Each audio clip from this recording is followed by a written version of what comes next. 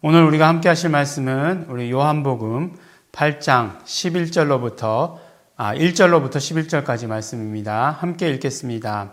예수는 감난산으로 가시다 아침에 다시 성전으로 들어오시니 백성이 다 나오는지라 앉으사 저희를 가르치시더니 서기관들과 바리새인들이 간음 중에 잡힌 여자를 끌고 와서 가운데 세우고 예수께 말하되 선생이여 이 여자가 간음하다가 현장에서 잡혔나이다.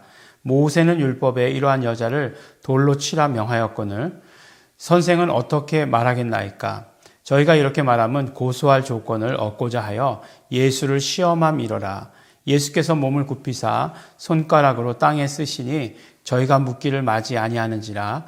이에 일어나 가라사대 너희 중에 죄 없는 자가 먼저 돌로 치라 하시고 다시 몸을 굽히사 손가락으로 땅에 쓰시니 저희가 이 말씀을 듣고 양심의 가책을 받아 어른으로부터 시작하여 젊은이까지 하나씩 나가고 오직 예수와 그 가운데 섰는 여자만 남았더라.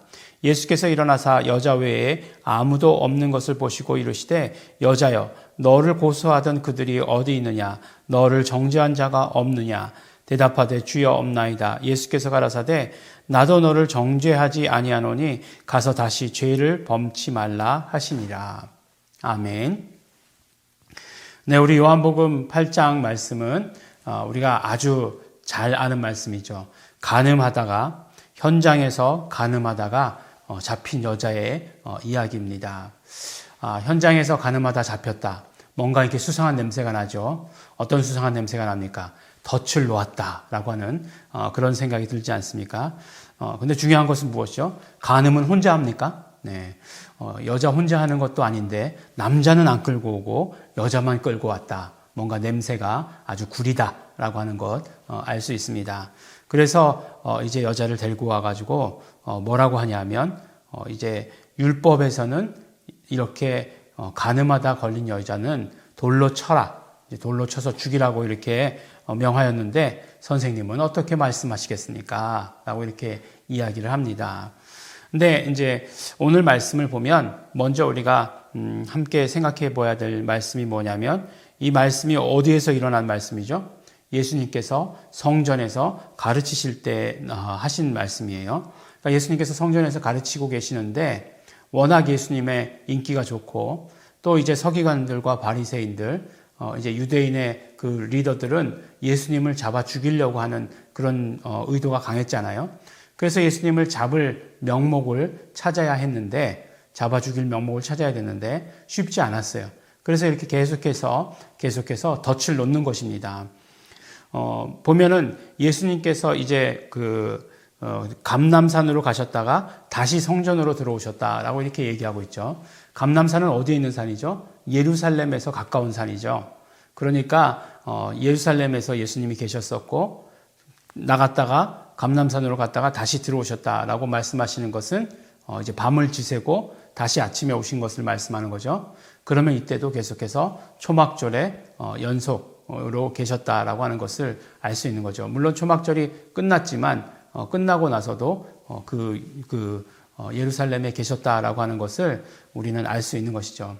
그러니까 뭐 이렇게 말씀드리는 것은 그런 말씀이 일어났던 곳, 그 다음에 장면 전환 이런 것들을 우리가 이제 자세히 읽는 거니까 성경을 그런 부분까지 자세히 읽자라고 해서 이렇게 말씀을 드리는 것입니다.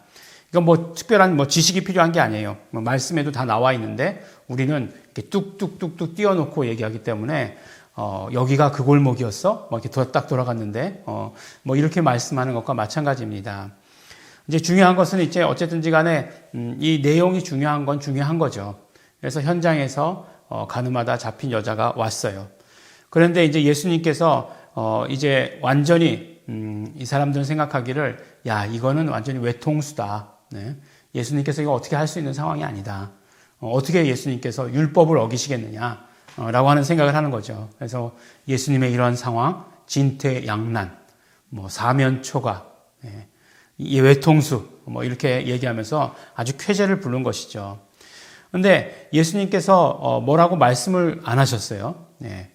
뭐라고 말씀을 안 하시고 그 다음에 예수님께서 갑자기 이제 몸을 굽히시더니 손가락으로 땅에다가 뭘 이렇게 계속해서 쓰시는 것이에요.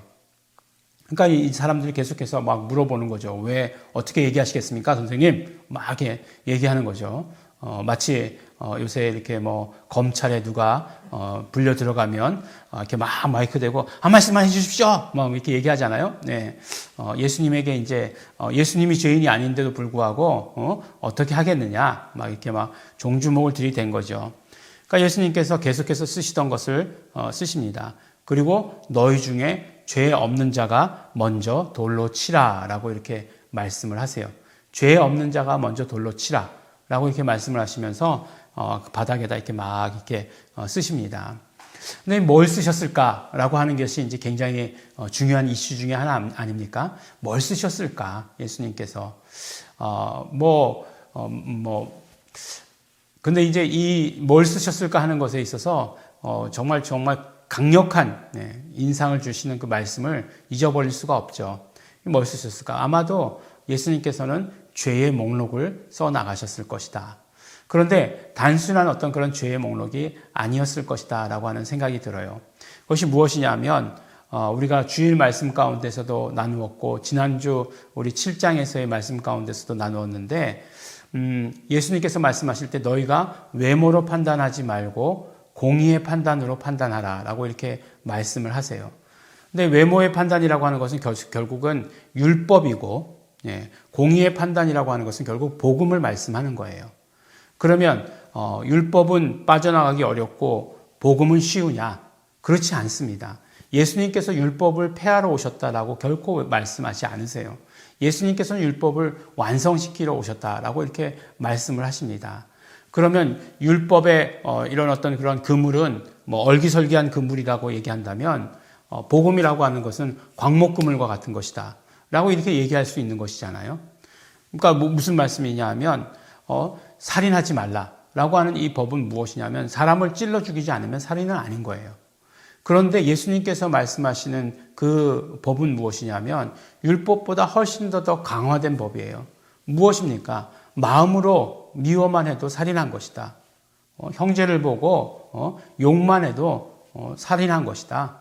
잡혀가게 될 것이다. 라고 이렇게 말씀을 하시는 것이에요.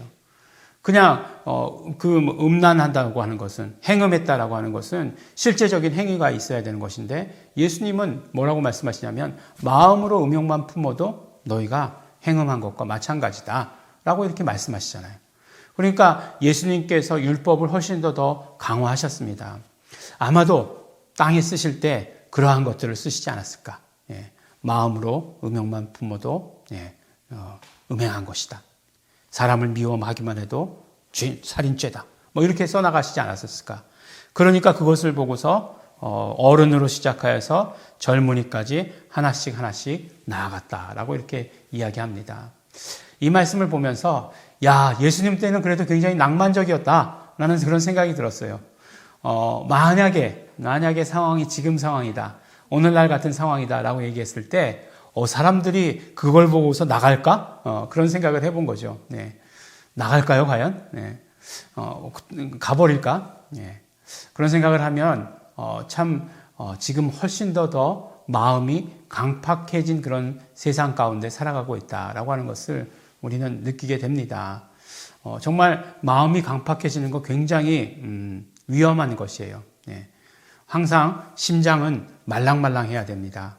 심장이 딱딱해지거나 하면 뭐라고 얘기하죠? 심근경색이다라고 이렇게 얘기하죠. 그럼 결국 죽는 거예요. 근데 우리 영혼이 딱딱해져 있어요. 어떻게 되겠습니까? 말씀을 받아들일 그런 어떤 능력도 없어요. 말씀을 받아들일 만한 그런 여지도 없어요. 정말 어떤 자기 믿음, 자기 신념 그런 걸로 꽉 들어차가지고 돌덩이처럼 되어 있다라고 한다면 그건 굉장히 큰 우리에게 있어서 문제입니다. 어쨌든지 간에 예수님께로 이 율법이라고 하는 것은 예수님께로 인도하는 몽학 선생이에요. 이 여인을 보면 예수님께서 죄 없다라고 말씀하지 않으세요. 뭐라고 말씀하십니까? 나도 너를 정죄하지 않노니 다시는 죄를 범치 말라. 이렇게 얘기하시는 거예요. 다시는 죄를 범치 말라. 죄가 없지 않은데 죄에 대해서 묻지 않겠다라고 하시는 것은 무슨 말씀이에요? 용서죠, 용서. 그러니까 예수님께서 완성시킨 복음은 죄가 없다는 것이 아니라 죄를 용서하신다는 거예요. 용서하신다는 거예요. 그러니까 그 정죄로 말미암아 예수님께로 인도되면 예수님은 용서하신다라고 하시는 이 말씀을 오늘 이 이야기 가운데 우리는 들을 수 있는 것입니다. 우리가 우리의 삶을 살아가면서 아무리 우리가 완벽한 사람이라 할지라도 죄 없지 않습니다. 날마다 예수 그리스도가 필요한 사람이 되는 것이 훨씬 더 은혜입니다.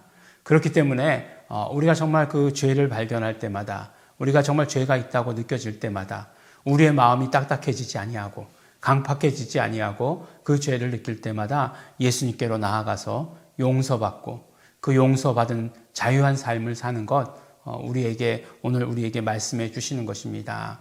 우리는 무엇을 하든지 간에 예수님께 나아가야 합니다. 예수님께로 나아가야 합니다. 예수님께서 오직 우리의 모든 죄를 용서하시고 우리의 모든 것들을 깨끗게 하시고 우리에게 새로운 삶을 제시해 주십니다.